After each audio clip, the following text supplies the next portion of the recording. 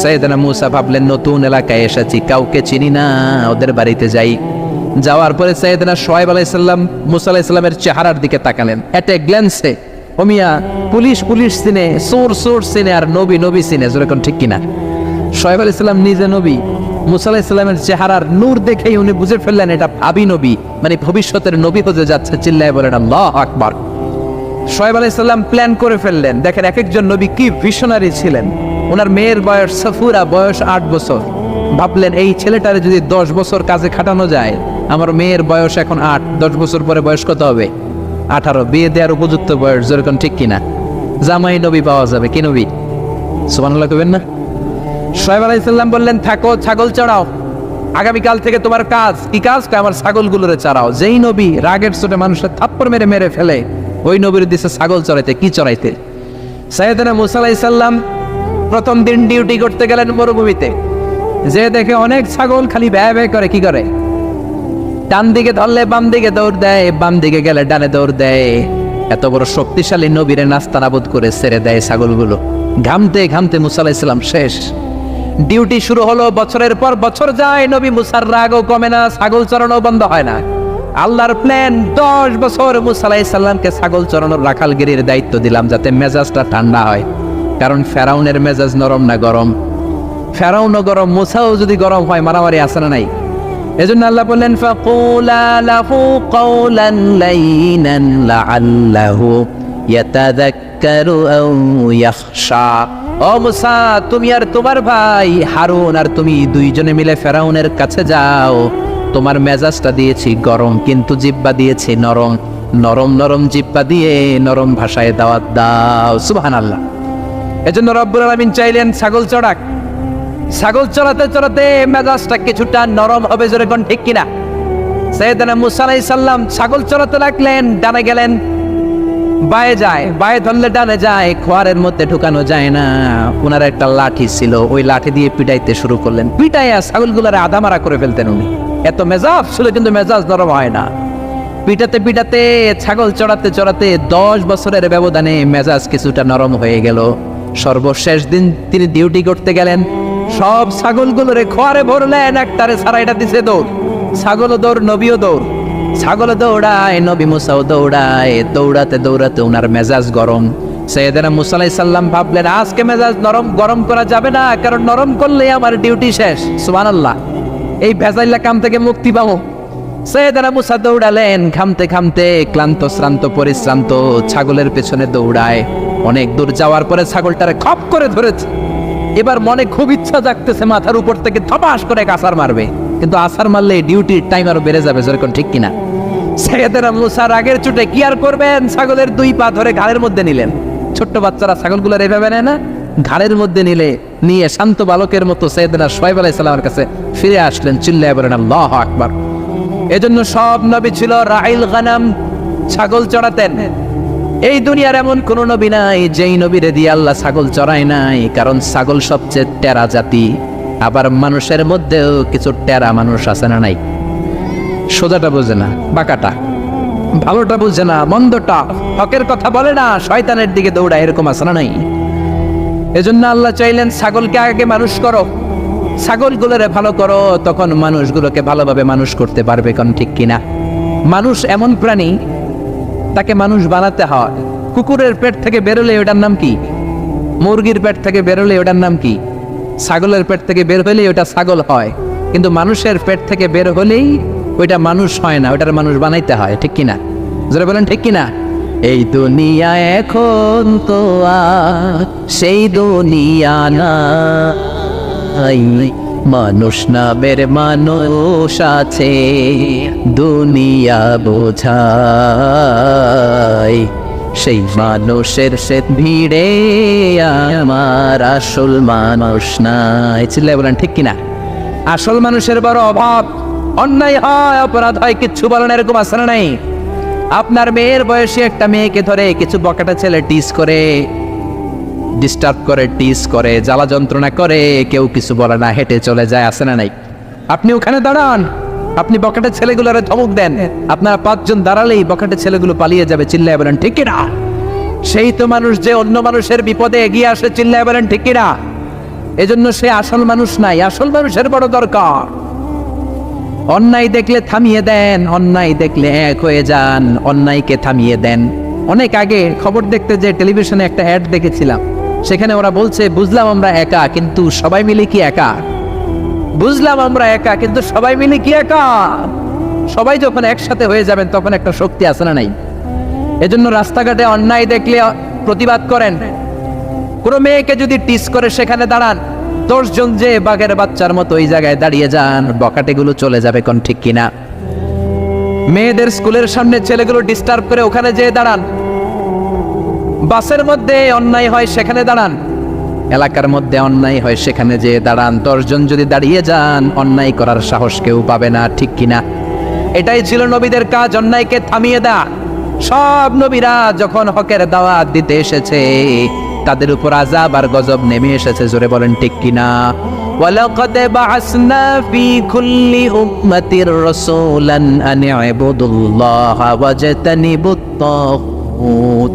রব্বুল আলামিন বলেন, ওয়ালাকাদ বা'আসনা ফি কুল্লি উম্মাতিন রাসূলা, সব জাতির কাছে যখন নবী পাঠিয়েছি, আমি তাদেরকে বলেছি আনি আবুদুল্লাহ, আমার ইবাদত করো আর তাগুতের বিরোধিতা করো। তাগুতের বিরোধিতা করতে হবে, অন্যায়ের বিরোধিতা করতে হবে, কোন ঠিক কিনা? এটা সব নবীদের দাওয়াতি পয়গাম। অন্যায় যেখানে, নবীরা সেখানে শক্ত এবং বলিষ্ঠ কণ্ঠস্বর নিয়ে দাঁড়িয়েছে। তাগুত হচ্ছে তারা কোরআনের বিরোধিতা করে যারা, তাগুত হলো তারা ইসলামের বিপক্ষে থাকে যারা, তাগুত হচ্ছে তারা কোরআনকে পছন্দ করে না যারা, ইসলামের বিপক্ষে যারা, জোরে বলেন ঠিক কিনা? নবীরা যতক্ষণ সুন্দর সুন্দর কথা বলেছেন, ভালো আচরণের কথা বলেছেন, তাদের কোনো সমস্যা হয় নাই। নবীরা যখনই তাগুতের বিরুদ্ধে বলেছেন, অন্যায়ের বিরুদ্ধে বলেছেন, রাষ্ট্রীয় শক্তির বিরুদ্ধে কথা বলেছেন, তখনই নবীদের উপর আযাব আর গজব চেপে বসেছে, চিল্লায় বলেন ঠিক কিনা? এটা ছিল সব নবীদের উপর কমন। এমন কোন নবী নাই যেই নবীর উপর জুলুম আসে নাই, এমন কোন নবী নাই যেই নবীর উপর অত্যাচার আসে নাই। এটা ছিল নবীদের মধ্য থেকে সকল নবীদের কমন যেই 10টা বিষয়, তার সর্বশেষ বিষয় হচ্ছে আল মুআদাত। নবীদের বিরোধিতা হয়েছে।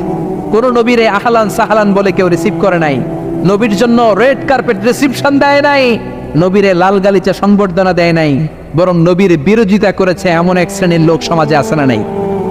এজন্য নবীদের জীবনী থেকে আমাদের প্রথম শিক্ষা হলো, নবীরা আমাদের মডেল। নবীরা আমাদের কি? চিল্লায় বলেন, আমাদের মডেল কারা? নবীরা। চিল্লায় বলেন, আমাদের মডেল কারা? নবীরা আমাদের মডেল। তাদের জীবনী থেকে আমাদের শিক্ষা নিতে হবে। আল্লাহ বললেন, ফাসবির কামা সাবারা উলুল আজমি মিনার রসুল।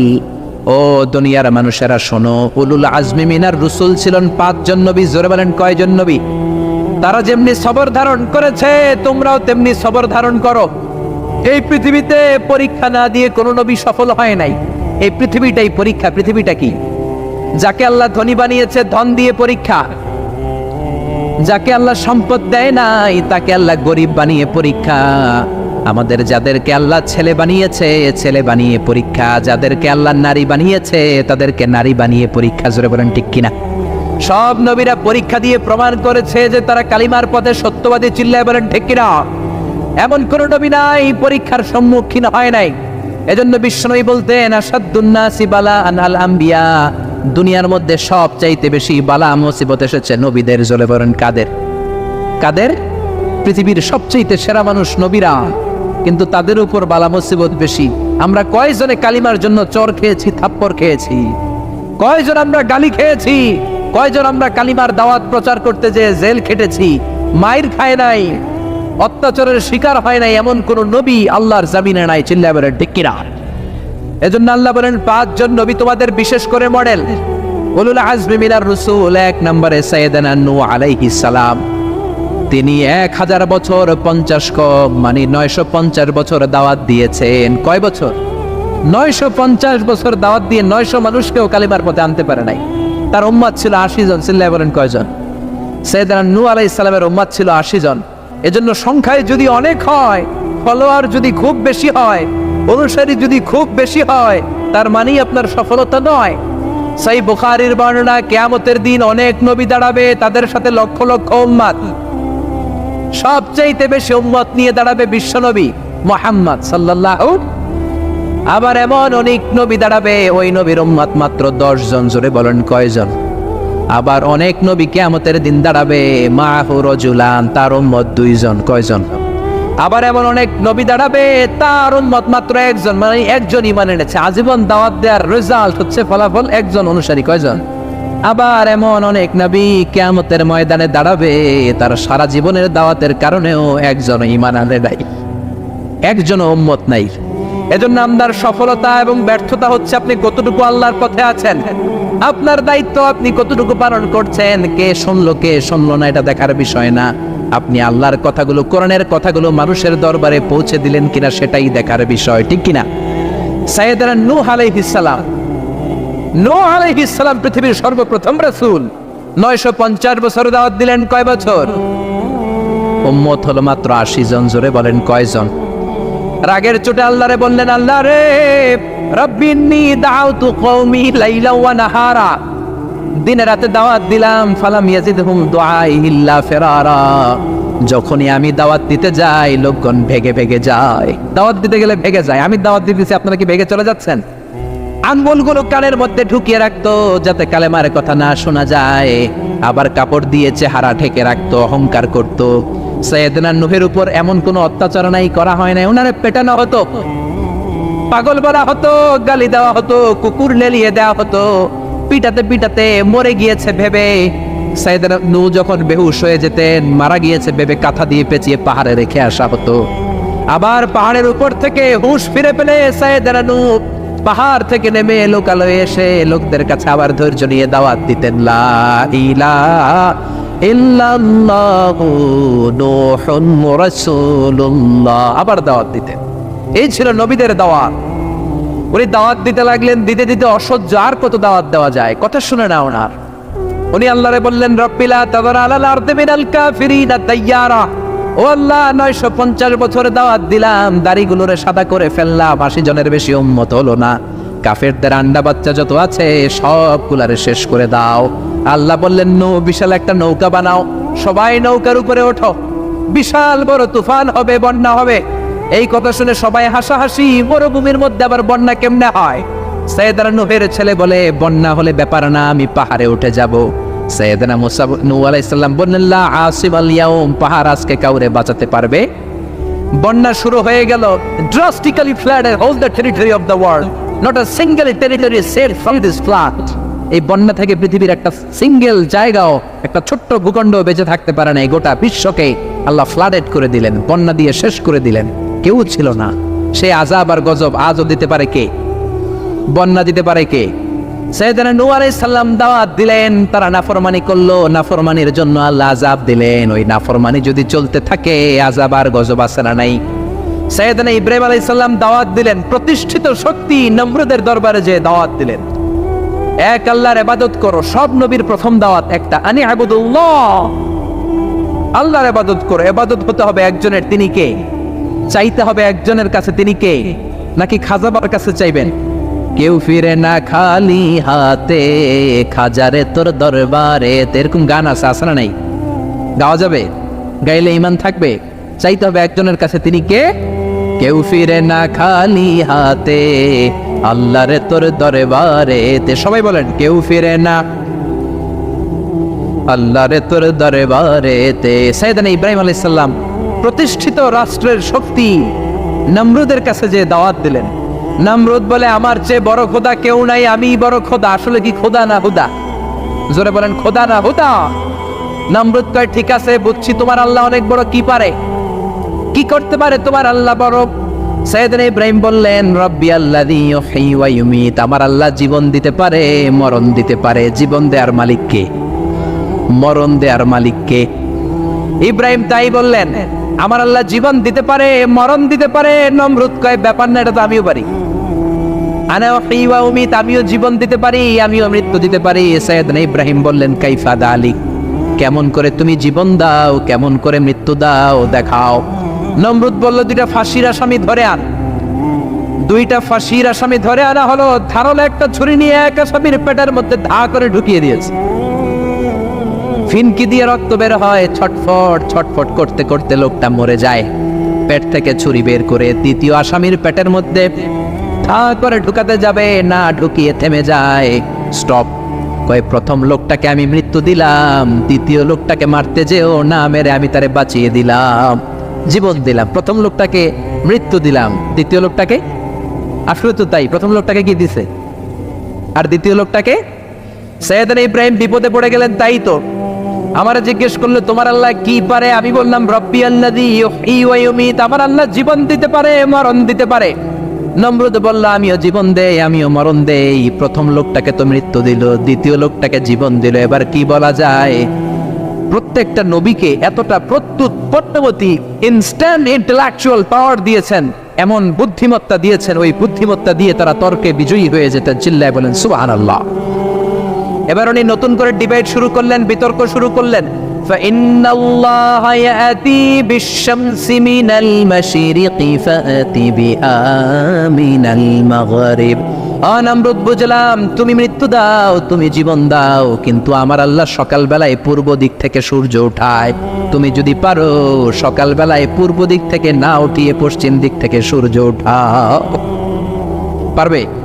নমরুদের বাবা মনে হয় পারবে, ওর চাচা, ওর 14 গোষ্ঠীর কেউ। ফাবুহিতাল্লাযী কাফার পারে নাই, নমরুদ পড়ে নাই। না পারার কারণে তার মেজাজ নরম না গরম? চিৎকার করে বলেন নরম না গরম?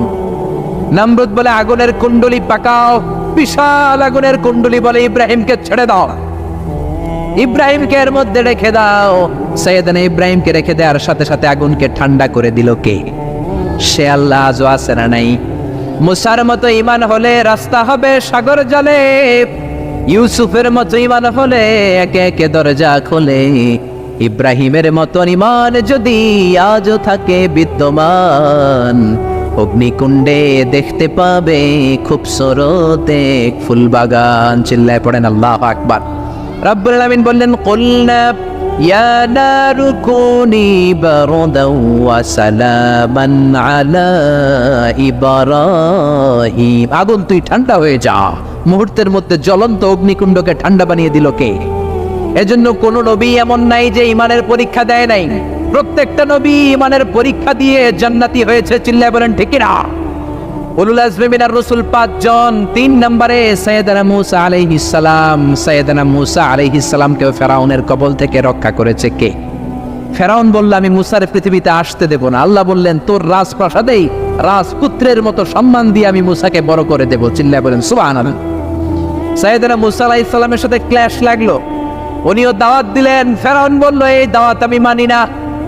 রাতের বেলা সিদ্ধান্ত, সেনাবাহিনী নিয়ে মূসা সহ মূসার যত সৈন্য আছে, মূসার যত বনি ইসরায়েলের মুমিন উম্মত আছে, সবাইকে হত্যা করা হবে। জীবন দেয়ার মালিক কে? মরণ দেয়ার মালিক কে? ফজরের পরে আক্রমণ। সাইয়েদনা মূসা আলাইহিস সালাম বনি ইসরায়েলের মুমিনদেরকে নিয়ে দিলেন এক দৌড়। দৌড়াতে দৌড়াতে দৌড়াতে দৌড়াতে লোহিত সাগরের সামনে চলে এসেছে। কিসের সামনে? পৃথিবীতে 7 দরিয়া আছে, 7টা বড় বড় দরিয়া। এর মধ্যে সবচেয়ে বড় সাইজের একটা দরিয়ার নাম হচ্ছে রেড সি, লোহিত সাগর। যে লোহিত সাগর হচ্ছে border between KSA, the kingdom of Saudi Arabia and Arab Republic of Egypt. মিশর এবং সৌদির মাঝখানে এই লোহিত সাগর। সাইয়েদনা মূসা আলাইহিস সালাম দৌড়াতে দৌড়াতে যে দেখলেন বিশাল এক লোহিত সাগর। আল্লাহরে ডেকে বললেন আল্লাহ আমার সাথে যেই বনি ইসরাইলের লোকেরা আছে এরাই তোমার মুমিন বান্দা। আজ যদি ফেরাউনের কবলে সবগুলো বনি ইসরায়েলের মুমিন বান্দা নিহত হয়ে যায়, মিশরের জমিনে তোমার নামের জিকির করার মতো দ্বিতীয় কোনো লোক থাকবে না রে আল্লাহ। রব্বুল আলামিন বললেন মুসা দেরি করো কেন, লাঠি ফালাও। কি ফালাও? সাইয়েদনা মূসা আলাইহিস সালামকে মুজিজা হিসেবে লাঠি দিয়েছে কে? ওমা তিলকা বিয়ামিনিকা ইয়া মূসা, ও মূসা তোমার ডান হাতে কি? তিনি বললেন লাঠি। লাঠি ফালাও। সাইয়েদনা মূসা আলাইহিস সালাম লাঠি ফেললেন।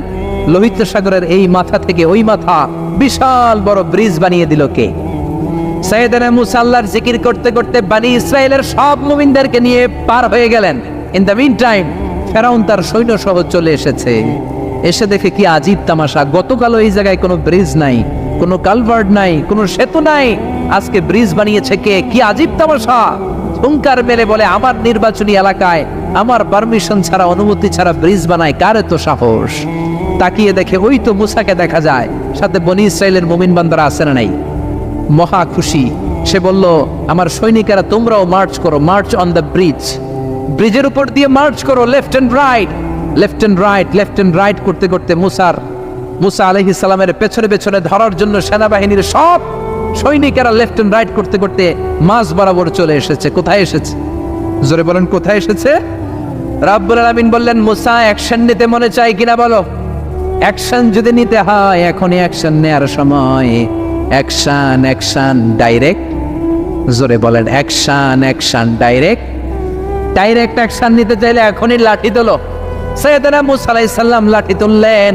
লাঠি তোলার সাথে সাথে ফেরাউনের সব সৈন্যগুলোকে ফেরাউন সহ লোহিত সাগরের মধ্যে ডুবিয়ে দিল কে? পানি খেতে খেতে এক একটার পেট এত বড় হয়েছে। ইসরায়েলি বিভিন্ন বর্ণনাতে এসেছে ফেরাউন পানি খেতে খেতে পটকা মাছের মতো এত বড় হয়েছে তার পেটটা। যখন আর খেতে পারে না, গলা সমান হাত তুলে কয়, আমি ভালো মানুষ। কি মানুষ? চিৎকার করে বলেন, কি মানুষ? আমি ঈমান আনলাম। বনি ইসরায়েলের লোকেরা যার উপর ঈমান এনেছে, মুসা এবং হারুন যার উপর ঈমান এনেছে, আমিও ঈমান আনলাম। হাত তুলে বলে, আমি ঈমান আনলাম। আল্লাহ বলেন, no, the game is up, the time is up, I never accept your belief now, the game is up. সময় শেষ, এখন আর ঈমান কাজ হবে না।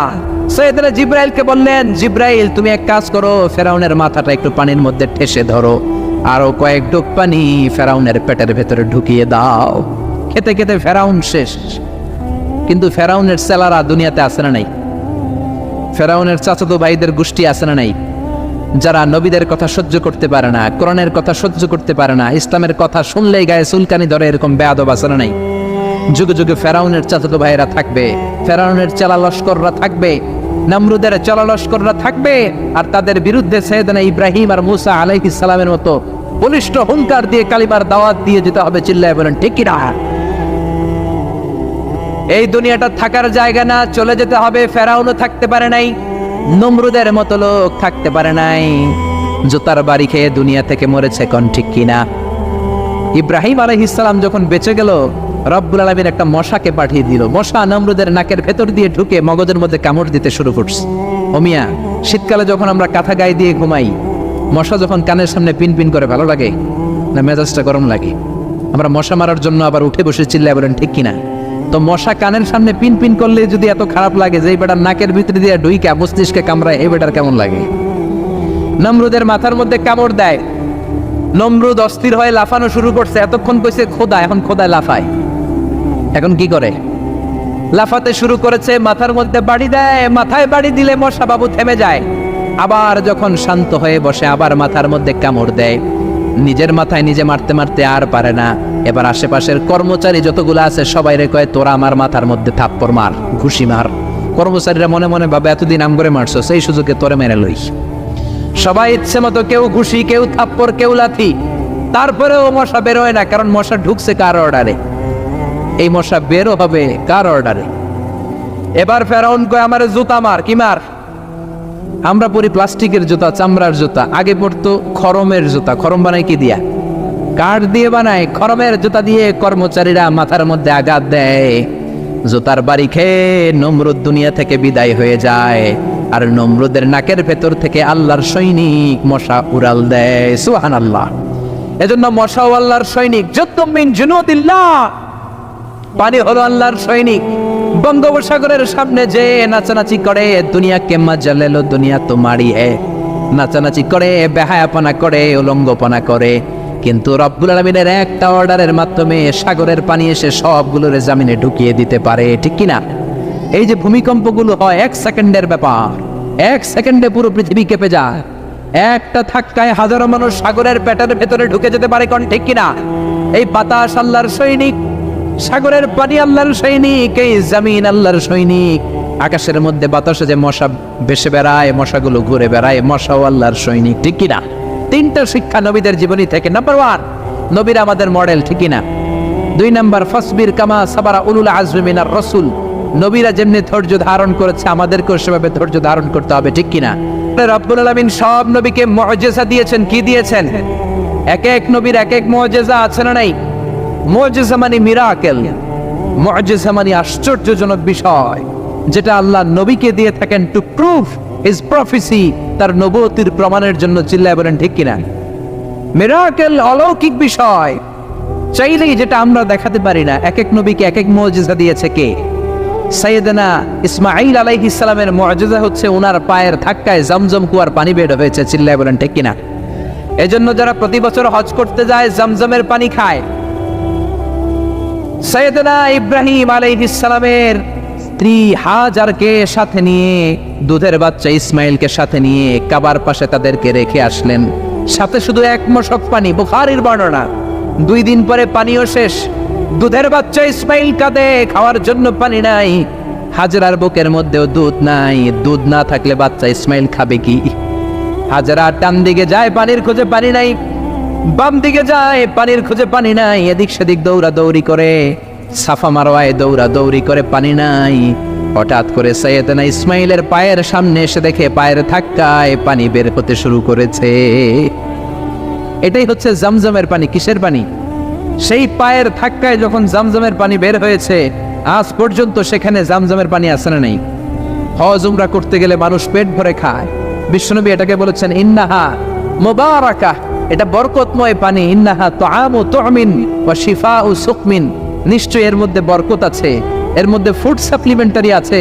পৃথিবীর কোনো পানির সাথে জমজমের এই পানির কোনো মিল নেই। চিল্লায় বলেন ঠিক কিনা? পৃথিবীর অন্য এলাকার পানি খেলে শুধু তৃষ্ণা যায়, আর জমজমের পানি খেলে তৃষ্ণাও যায়, ক্ষুধাও যায়। ঠিক কিনা? এটার মধ্যে ফুড সাপ্লিমেন্টারি আছে। সাইয়েদনা ইসমাইলের পায়ের ধাক্কায় এই পানি বের হয়েছে। বিশ্বনবী যখন মেরাজে যাবেন, বিশ্বনবীকে উম্মে হানির ঘর থেকে উঠিয়ে সাইয়েদনা জিব্রাইল হাতিমে কাবার মধ্যে বসিয়ে দিলেন। তারপরে বিশ্বনবীর গলা থেকে নাভি পর্যন্ত ছিঁড়ে ফেললেন। গলা থেকে নাভি পর্যন্ত ছিঁড়ে ফেললেন, 2 ভাগ করলেন। এটা বলে ওপেন হার্ট সার্জারি। কি বলে? আরবিতে বলে শাফুস সাদার, সিনা চাক করলেন। তারপরে বিশ্বনবীর কলিজাটাকে পেটের ভেতরে থেকে বের করলেন। তারপরে এই পবিত্র জমজমের পানি দিয়ে কলিজাটাকে ধৌত করলেন। সুবহানাল্লাহ পড়েন। এই জমজমের পানির বরকত আছে না নাই? প্রতি বছর লক্ষ লক্ষ হাজী সাহেবান গ্যালেনে করে এই জমজমের পানি নিয়ে যায়, তারপরে 1 ইঞ্চিও কমতি হয় না। চিল্লায় পড়েন সুবহানাল্লাহ। প্রতি বছর লক্ষ লক্ষ হাজী সাহেবানরা আল্লাহর ঘর জিয়ারতে যায়। সৌদি ধর্ম মন্ত্রণালয়ের রিপোর্ট অনুযায়ী 2016 সালে হাজির সংখ্যা ছিল মোট 19 লাখ। ফরেন হাজি ছিল 15 লাখ, আর ন্যাশনাল মানে সৌদি হাজি ছিল 4 লাখ। মোট কয় লাখ?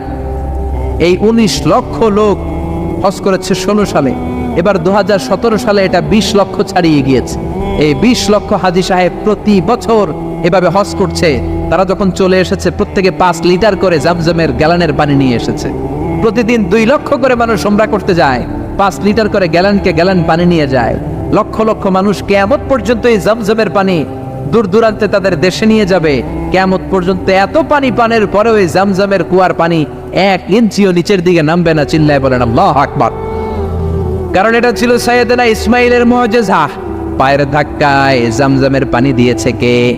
আবার সাইয়েদনা সুলাইমানকে আল্লাহ মুআজিজা দিয়েছেন। পাখির ভাষা তিনি বুঝতেন। আপনি বুঝেন? আমি বুঝি। পৃথিবীর কেউ পাখির ভাষা বোঝে, কিন্তু সুলাইমান আলাইহিস সালামের কাছে কোনো পাখি আসলে উনি পাখির ভাষা বুঝতেন। চিল্লায় বলেন সুবহানাল্লাহ। উনি নিজেই একটা পাখি পালতেন, নাম হচ্ছে হুদহুদ পাখি। কি পাখি? জোরে বলেন কি পাখি? এই পাখির চোখের পাওয়ার এত বেশি ছিল, 10,000 ফিট উপর থেকেও জামিনের দিকে না তাকালে জামিনের কত ফুট নিচে পানি আছে ওর চোখের পাওয়ার দিয়ে সেটা সে ধরে ফেলতো, আর সাইয়েদনা সুলাইমানের কাছে ইনফরমেশন পৌঁছে যেত। চিল্লায় বলেন সুবহানাল্লাহ। এজন্য তিনি কোরআনে বলেন, আল্লাহ কোট করছেন, উল্লিমনা মানতিকাত তায়রি ওয়া উতিনা মিন কুল্লি শাইইন ইন্না হাযা লাহুয়াল ফাদলুল মুবিন। উল্লিমনা মানতিকাত তায়র, আমি নবী সুলাইমানকে আল্লাহ পাখির ভাষা শিখিয়েছেন। এভাবে এক এক নবীকে এক এক মুআজিজা দিয়েছে কে? এরপরে দুনিয়াতে যত নবী এসেছিল সবাই মানুষ ছিল। কি ছিল? সবাই কি ছিল? সব নবীরা মানুষ ছিল। আকীদা খালেস করে নেন, সব নবীরা ছিল মানুষ, কারণ মানুষের মর্যাদাই বেশি। সব নবীকে আল্লাহ মাটি থেকে তৈরি করেছেন, কারণ সব নবীরা ছিল মানুষ। আর মানুষ কিসের তৈরি? তবে নবীরা সাধারণ মানুষ নয়, তারা অসাধারণ মানুষ।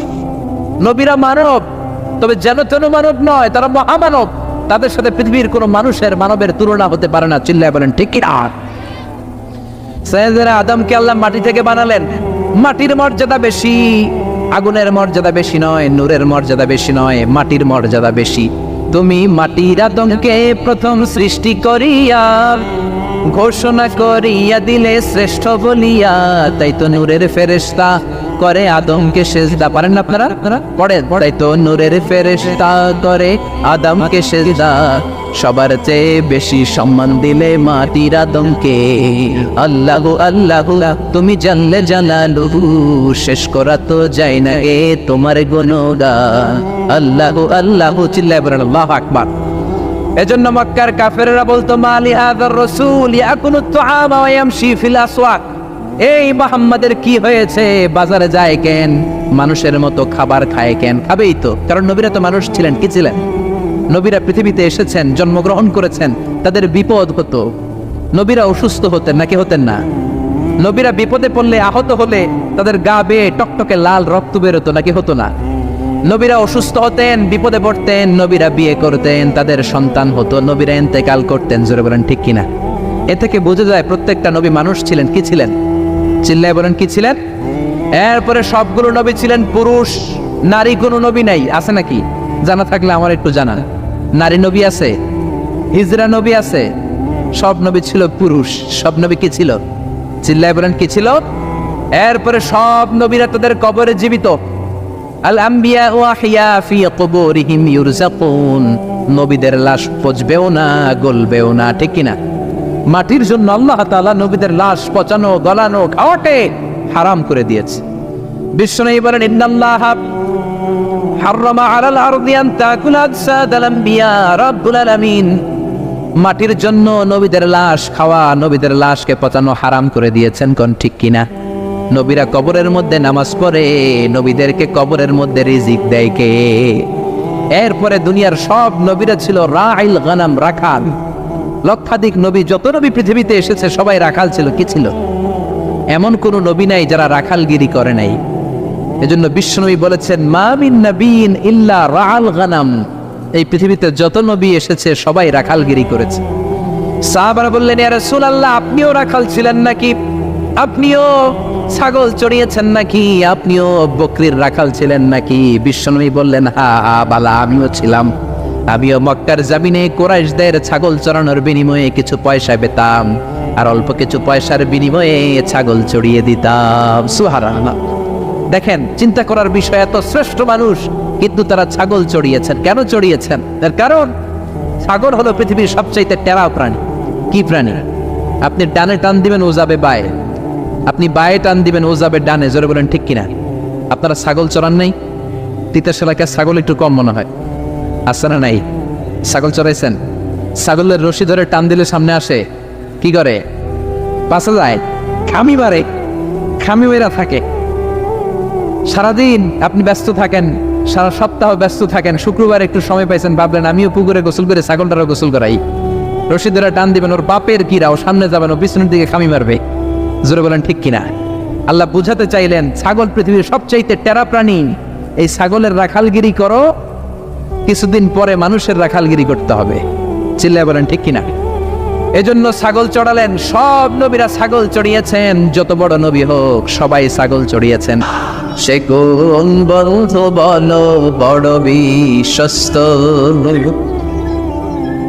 সে কোন বন্ধু বলো বেশি বিশ্বস্ত, কার কাছে মন খুলে দেয়া যায়, কার কাছে প্রাণ খুলে দেয়া যায়,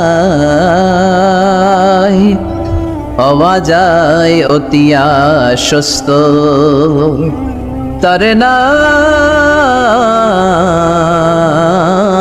আহমদ বড় বিশ্বস্ত। সুবহানাল্লাহ বলেন। আল্লাহ শিখাতে চাইলেন, এই বেদুইন লোকেরা সাবধান, যাকে তোমরা ডাকছো তিনি সাধারণ মানুষ নন। তাকে ইয়া মুহাম্মদ উখরুজ ইলাইনা, এ মুহাম্মদ, এই ঘর থেকে বেরোয় আসো, এমন করে বেয়াদবের মতো ডাকা যাবে? বিষ্ণু ঈসা ইসলামকে ডাকতে হবে ইয়া নবী আল্লাহ, ওনাকে ডাকতে হবে ইয়া রাসূলুল্লাহ, ওনাকে ডাকতে হবে ইয়া হাবিব আল্লাহ। ঠিক কিনা? শিষ্টাচার শিক্ষা দিলেন। আল্লাহ বুঝাতে চাইলেন তোমরা যদি অপেক্ষা করতে অনেক ভালো হতো। ওয়ালাউ আন্নাহুম সাবারু হাত্তা তাখরুজা ইলাইহিম লাকানা খায়রান লাহুম। আল্লাহর হাবিব সাল্লাল্লাহু আলাইহি ওয়াসাল্লাম দুপুরের খাবার খেয়ে গড়াগড়ি করছিলেন। আল কাইলুলা, টসিং এন্ড টার্নিং, এপাশ ওপাশ করা। শীতকালে দুপুরের খাবার খেয়ে বিছানায় শুইলে আরাম আছে না নাই? এটা কাইলুলা বলে। আল্লাহর হাবিব সাল্লাল্লাহু আলাইহি ওয়াসাল্লাম যখন কাইলুলা করছিল, ঠিক তখন লোকগুলো ডাকতে আরম্ভ করলো, ইয়া মুহাম্মদ, ইয়া মুহাম্মদ, উখরুজ ইলাইনা, এ মুহাম্মদ আসো। আল্লাহ বললেন, খবর দাও, আমার নবীকে এইভাবে ডাকা যাবে না, বরঞ্চ আমার নবীকে তোমরা ডাকবে ইয়া নবী আল্লাহ, ইয়া রাসূল আল্লাহ, ইয়া হাবিব আল্লাহ বলে। সুবহানাল্লাহ পড়েন। আল্লাহর হাবিব সাল্লাল্লাহু আলাইহি ওয়াসাল্লাম যতক্ষণ না বের হয়ে আসে তোমাদের অপেক্ষা করা উচিত। তাহলে আমরা আমাদেরকে যেইভাবে ডাকি, আল্লাহর হাবিব সাল্লাল্লাহু আলাইহি ওয়াসাল্লামকে ওইভাবে ডাকা যায় না। আল্লাহ বলেন, খবরদার, তোমাদের উচিত ছিল অপেক্ষা করা যতক্ষণ না আল্লাহর হাবিব সাল্লাল্লাহু আলাইহি ওয়াসাল্লাম বিশ্রাম শেষ করে বাইরে বেরিয়ে আসে। তাই কারো বাসায় গেলে অপেক্ষা করবেন যতক্ষণ না উনি আসে, আর যাওয়ার আগে অ্যাপয়েন্টমেন্ট নিয়ে যাবেন। আজকের প্রথম মেসেজ, কারোর সাথে দেখা করার আগে কি নিয়ে যাবেন? অ্যাপয়েন্টমেন্ট নিয়ে যেতে হবে। অনেকে খালি অস্থিরতা করে, চেয়ারম্যান সাহেবের বাড়িতে গেছে, সিগনেচার লাগবে, যে অস্থির, আরে বেরোয় না কেন, চেয়ারম্যান সাহেব আসে না কেন, এতক্ষণ ধরে বসে আছে। এরকম বিরক্ত, খালি কমপ্লেইন করে, অভিযোগ করে, এরকম কিছু লোক আছে না নাই? খেয়াল রাখবেন, যারা ব্যর্থ, জীবনে ব্যর্থ, তারা সব সময় শুধু কমপ্লেইন করে, অভিযোগ, মানুষের কাছে অভিযোগ, আল্লাহর কাছে অভিযোগ, আমার এইটা নাই, ওইটা নাই, আল্লাহ আমার এটা দাও নাই, ওইটা দাও নাই। আর সফল ব্যক্তিরা কখনো অভিযোগ করে না, খালি শুকরিয়া করে, ঠিক কিনা? Now the decision is yours, you want to be successful or unsuccessful. আপনি সফল হতে চান না ব্যর্থ হতে চান? তাহলে সফল হলে সবসময় পড়তে হবে আলহামদুলিল্লাহ। কি পড়বেন? হুজুরের সাথে দেখা করতে গেছে, যে হুজুর আসে না কেন, কতক্ষণ ধরে বসে আছে। আরে হুজুরও মানুষ, হুজুরও অসুস্থ হয়, হুজুরেরও ফ্যামিলি আছে, হুজুরের ঘুমানো লাগে, হুজুর রোবট না। আমাদের যখন অ্যাপয়েন্টমেন্ট নেয়, মেপে দেয়, হুজুর এই তো সহজ, আপনি এটা করে আসবেন, এরপরে হেলিকপ্টার রেডি, এরপরে ওইটাতে যাবেন, ওইখান থেকে হেলিকপ্টার রেডি। আমি রোবট, হুজুর কি রোবট? হুজুর তো মানুষ না। এগুলো করবেন না, ধৈর্য ধরতে শিখুন, একটু স্থির হন। স্টপ, অনেক হয়েছে আন্না, অস্থির জীবন আমরা চাই না। এই কোরআন আমাদেরকে অস্থির সময়ে স্বস্তির বাণী শোনায়, ঠিক কিনা? কিসের বাণী শোনায়? স্বস্তির বাণী। কোন সময়ে? অস্থির সময়ে স্বস্তির বাণী শোনায় কোরআন, ঠিক কিনা? এজন্য আজকের প্রথম মেসেজ হচ্ছে, কারো বাসায় গেলে পারমিশন নিতে হবে। দরজার সামনে যেয়ে আগে সালাম দিবেন 3 বার। কয়বার? অনুমতি চাইবেন, অনুমতি দিলে ঢুকবেন, অনুমতি না দিলে বের হয়ে চলে আসবেন। করা যাবে?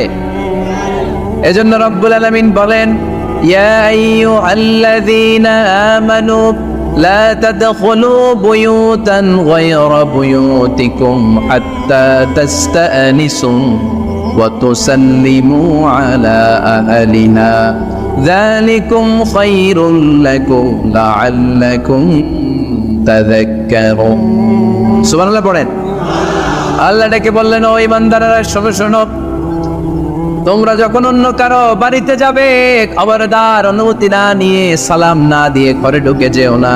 দরজার সামনে দাঁড়িয়ে থাকো, দরজার সামনে দাঁড়িয়ে দাঁড়িয়ে 3 বার অনুমতি চাও, তারপরে সালাম দাও। অনুমতি দিলে ঢুকবা, নচেত চলে যাবা, ঠিক কিনা? এই আইনটা কার? কারো বাসায় যাওয়ার আগে অ্যাপয়েন্টমেন্ট নিয়ে যাবে, আর যে হুট করে দরজার ভিতরে ঢুকে যাব না, অপেক্ষা করব। ইউ হ্যাভ টু ওয়েট, তিনি আসতে বললে এরপরে ঢুকবো, মনে থাকবে? কারো ঘরে অনুমতি না নিয়ে ঢুকা কবিরা গুনাহ। কি গুনাহ? আমরা এগুলোর ইসলাম মনে করি না, আমরা ম্যানার জানি না, আমরা সোশ্যাল নর্মস জানি না। আমরা মনে করি নামাজ, রোজা, হজ, যাকাত, জিকির এগুলাই ইসলাম, ঠিক কিনা? ধরাবাঁধা ইসলাম হিন্দু ধর্মের মতো গদবাঁধা কোনো ধর্ম নয়। আমাদের মসজিদ এটা গির্জা, প্যাগোডা, সিনাগগ আর গুরুদ্বারার মতো যে কোনো ইবাদতগাহ নয়। আমাদের মসজিদগুলো আমাদের সামাজিক ঐক্যের কেন্দ্রবিন্দু। আমাদের ইসলাম হচ্ছে আমাদের জীবন চালানোর মেথোডোলজি। কেমন করে এই লাইফটা সুন্দর হবে, স্মুথ হবে, তার সব নির্দেশনা কোরআনের ভেতরে আছে না নাই? এজন্য বিশ্বনবী বললেন, খবরদার কারো ঘরে যাওয়ার আগে সালাম দাও, পাশাপাশি অনুমতি চাও। এক সাহাবী দাঁড়িয়ে বললেন, ইয়া রাসূলুল্লাহ, ইয়া হাবিবাল্লাহ, আমার ঘরে আমরা কেবল দুইজন থাকি, দুইটা ঘর। এক ঘরে থাকে আমার আম্মা, আরেক ঘরে থাকে আমি। আফাস্তাদিনু আলা উম্মি, আমি কি আমার মায়ের ঘরে ঢোকার আগে অনুমতি নেওয়া লাগবে নাকি?